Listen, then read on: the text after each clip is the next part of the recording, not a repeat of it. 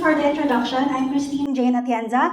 I'm a nutritionist dietitian, a humanitarian, the first Filipino analog astronaut, and the first among 116 million Filipinos to be certified for a commercial space flight.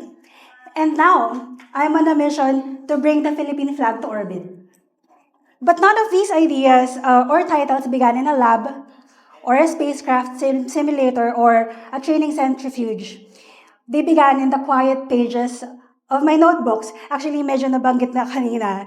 So I'll just reiterate that. So unlike my usual talks, I will not discuss about analog space missions or space nutrition or even astronomy. But if you have questions, there's Reddit. So I click nyo lang yung page. I can reply to you or you can DM me.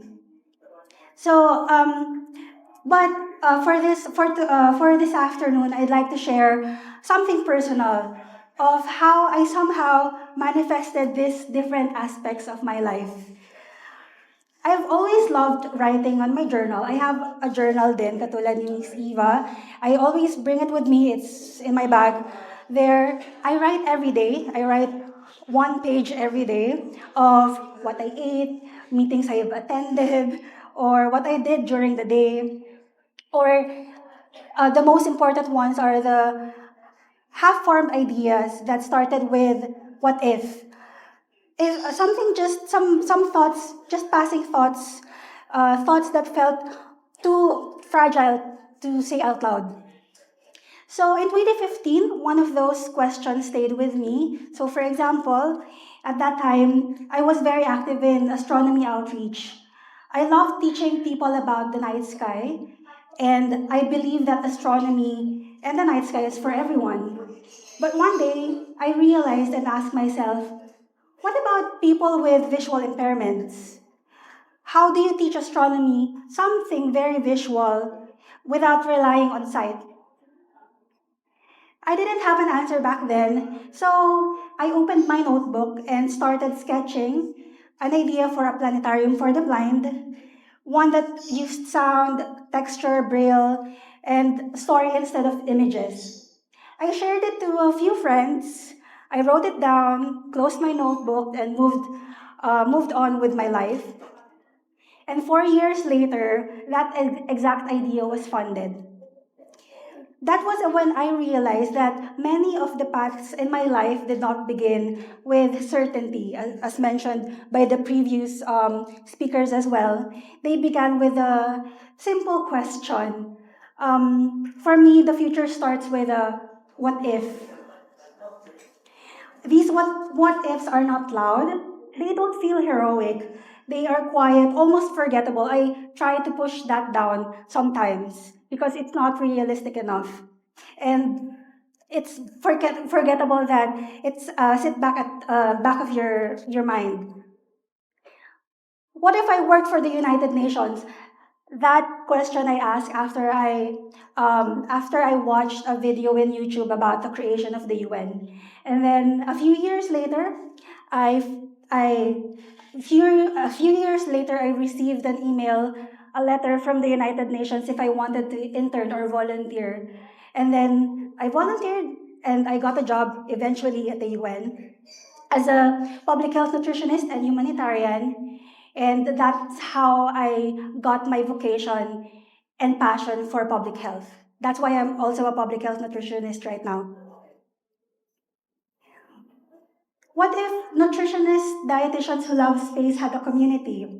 That question led me to founding the Space Nutrition Network, now with members all over the world, from NASA, members from NASA, ESA, people who love nutritionists, dietitians who love space too, and together we are exploring how food, health, and space intersect.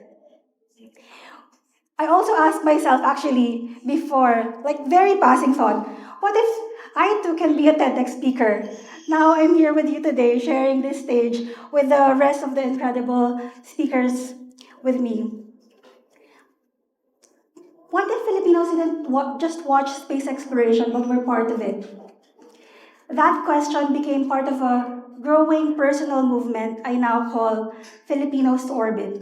A belief that Filipinos belong not just in conversations about space, but in training programs, research teams, missions, and eventually a Filipino breaking the Kármán line, the greatest literal glass ceiling for all of us, and then to orbit and beyond.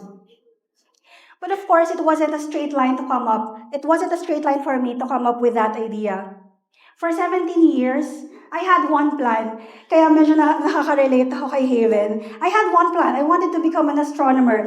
I wanted to become an astrophysicist. So I studied hard to get into a physics degree.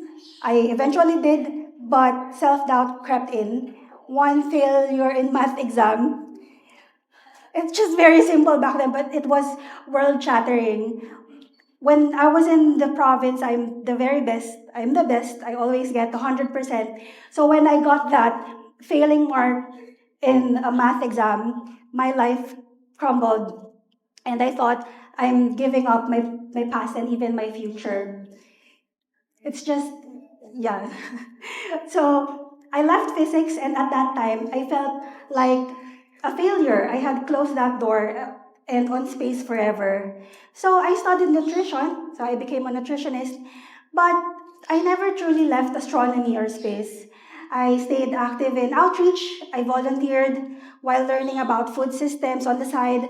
I was also quietly building skills in leadership, collaboration, and science communication, specifically space science communication. Looking back now, I realized I wasn't abandoning a dream. I was building bridges between space and nutrition, exploration, and humanity. And one of those bridges led me to become an analog astronaut. So if it wasn't for nutrition, I wouldn't become an analog astronaut. I trained in a simulated space missions here on Earth, and many of my breakthroughs began in rooms where I felt I didn't belong, where the language wasn't mine or wasn't my first, where I wasn't sure why I had been invited, but I showed up anyway. And then one day I just realized that I wasn't pretending anymore. I was becoming. So this is, I hope you take with you today. Notice the quiet what ifs in your life, write them down, or put it in your notepad.